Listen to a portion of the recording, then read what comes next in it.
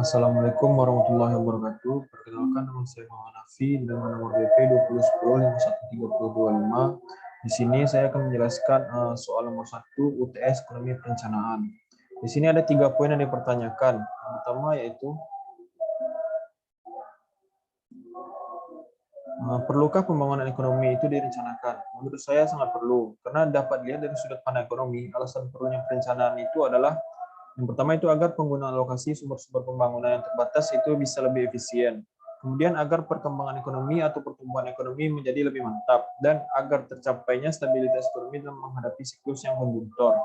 Selain itu, dengan perencanaan diharapkan terdapatnya suatu pengarahan kegiatan, adanya pedoman bagi pelaksanaan kegiatan-kegiatan yang ditujukan kepada pencapaian tujuan pembangunan. Kemudian dengan perencanaan dapat dilakukan suatu perkiraan potensi-potensi, prospek-prospek perkembangan, serta hambatan risiko yang mungkin dihadapi pada masa yang akan datang. Dan perencanaan memberikan kesempatan untuk mengadakan pilihan yang terbaik. Dengan perencanaan dilakukan penyusunan skala prioritas dari segi pentingnya tujuan, serta perencanaan sebagai alat untuk mengukur atau standar untuk mengadakan pengawasan dan evaluasi.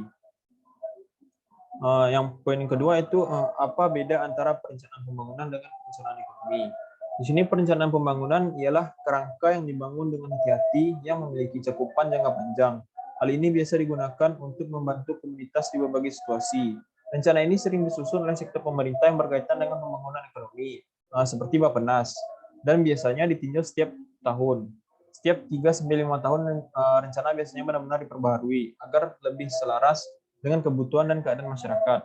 Rencana pengembangan ekonomi biasanya berdasarkan pada model yang ditentukan dan terdapat dari 5 komponen, yaitu visi, misi, tujuan, serta strategi dan tindakan. Selanjutnya, perencanaan ekonomi. Perencanaan ekonomi ini bisa diartikan dengan suatu usaha pemerintah yang sungguh-sungguh untuk mengkoordinasikan semua keputusan ekonomi dalam jangka panjang dan untuk mempengaruhi secara langsung dan dalam beberapa hal, bahkan mengendalikan tingkat dan pertumbuhan variabel ekonomi yang penting dari suatu negara seperti penghasilan, konsumsi, lapangan pekerjaan, investasi, tabungan ekspor, impor, dan lain-lain dalam rangka usaha untuk mencapai tujuan-tujuan pembangunan.